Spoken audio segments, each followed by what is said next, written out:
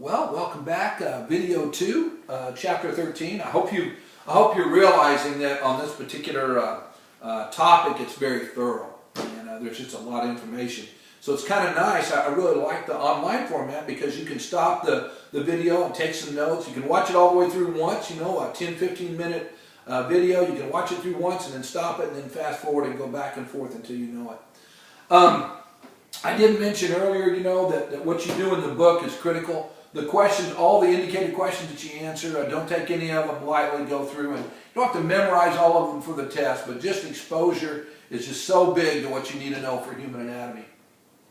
Okay, so now, once again, it's all about homeostasis. We have two kinds of hormones. We have the fat-soluble ones that go in and attach, have a protein receptor to certain cells. They attach, and then they go in and send a message to the messenger RNA to tell the DNA to do something different. Wow. And then water-soluble hormones go in and attach to the surface, the plasma membrane, the outside of this cell, and they dictate what happens to the cell from the outside. And it forms what's called an enzyme, which is a biological catalyst, which causes it to speed up or slow down. Well, there's two kinds of there's two types of reaction that the body can take, that hormones take. There's two types of reactions to control homeostasis. There's negative feedback and positive feedback. In negative feedback, what we're going to do is we're going to repair abnormal conditions. All right, we're going to repair abnormal conditions and then stop the production of that hormone. Okay, so if something, and we're going to talk about a bunch of hormones here in a little bit, a bunch of different parts of the body. Right now we're talking about what we call the mechanism of how hormones work. So negative feedback means we realize that it's called negative feedback because something's wrong. Something's wrong. Homeostasis, something's messed up, something's going. So it says, okay, we're going to produce this hormone. Boom, it's going to do whatever the body needs to do. Something's wrong. Something's out of. There's hundreds and hundreds of things that in the body have to be in homeostasis. Even the amount, we're going to talk even about the amount of calcium and potassium, the amount of sodium, even chemicals inside and outside the cell are all homeostasis. So once in negative feedback, once it detects that we're out of homeostasis, that hormone is produced, it goes out into the body, and it produces it until the homeostasis comes back into track. When homeostasis comes back in, then the hormone quits producing. Now, positive feedback begins a reaction, okay? It starts activators that begin a reaction.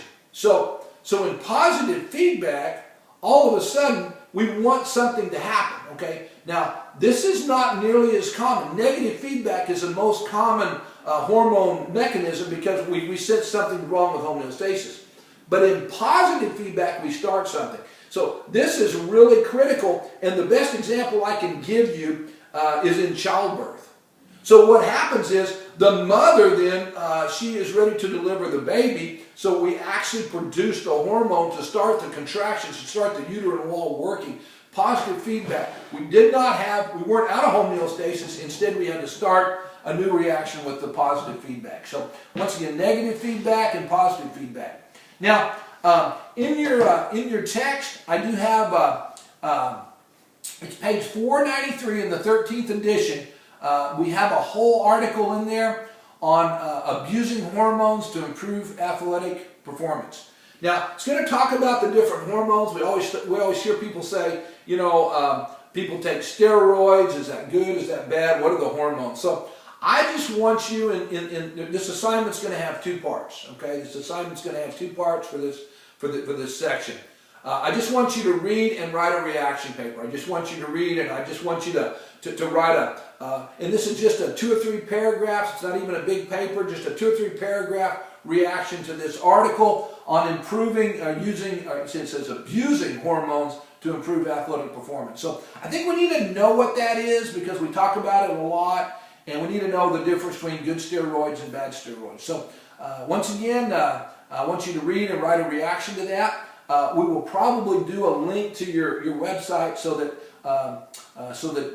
if you don't have the exact edition, you'll have a copy of that. Now, let's talk about some of the different glands that produce hormones.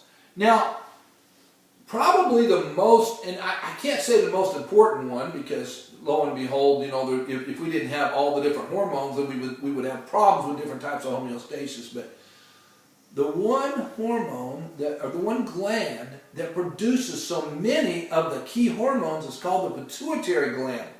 Now, the pituitary gland, P-I-T-U-I-T-A-R-Y, pituitary gland, is located at the base of the brain, right back on the back part of the brain. It's protected from all things.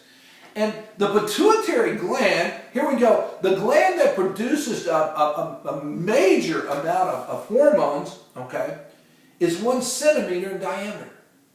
It's a little, I mean, can you imagine? There's 2.54 centimeters in an inch, and this one gland that produces these major hormones is 1 centimeter in diameter. Isn't that amazing?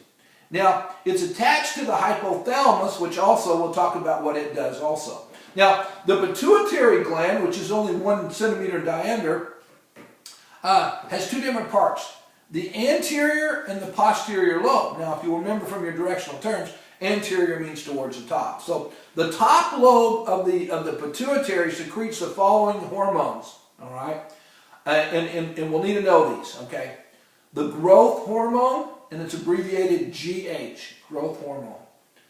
The thyroid stimulating hormone is called TSH. Now, once again, I keep sounding like a broken record here, but you're going to get a lot of this stuff when you're answering these questions in the book, so you're going to get reinforced on this. Then we have the follicle stimulating hormone, FSH, and by follicle we mean eggs as in reproduction. So then we have a fourth type, and I wrote it down, okay, and it's a really critical one, okay, and we'll make sure that the camera is focused in here.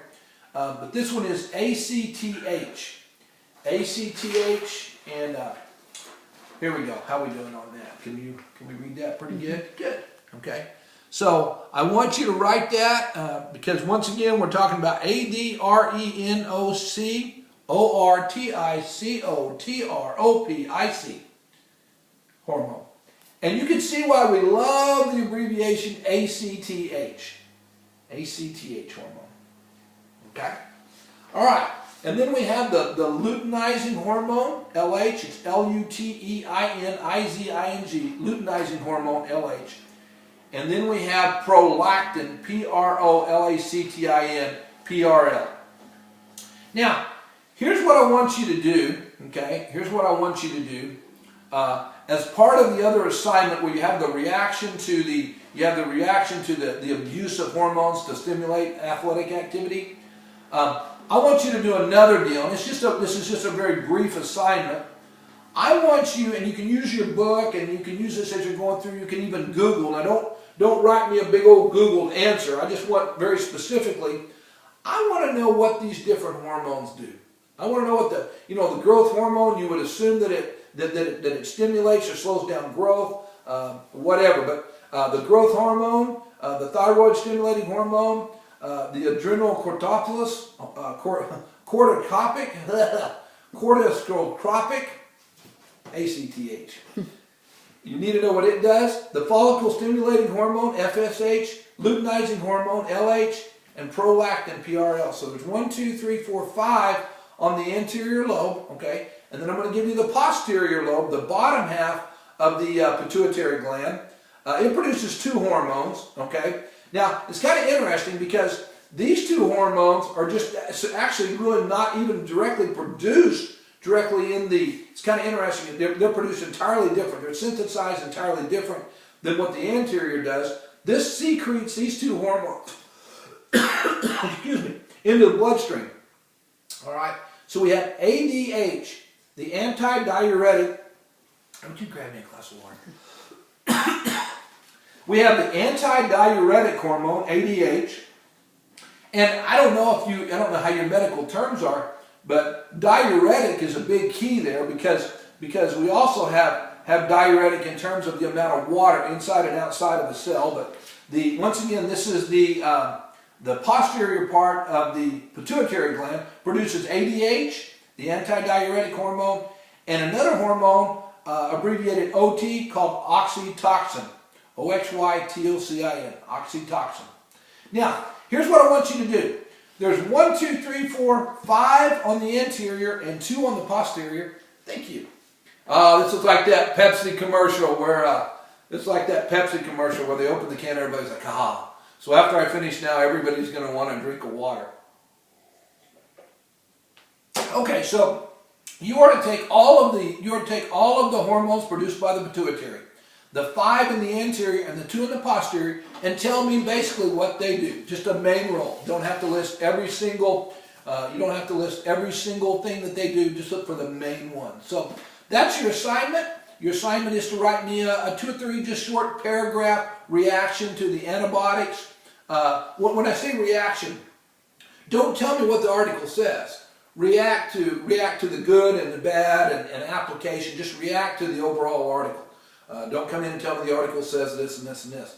React to it about what's good and bad about the situation of abusing the hormones and steroids.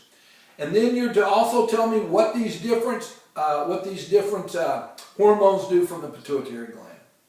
Now, as we come back to the next video, we'll talk about the other glands and some of the hormones that they produce. See you then.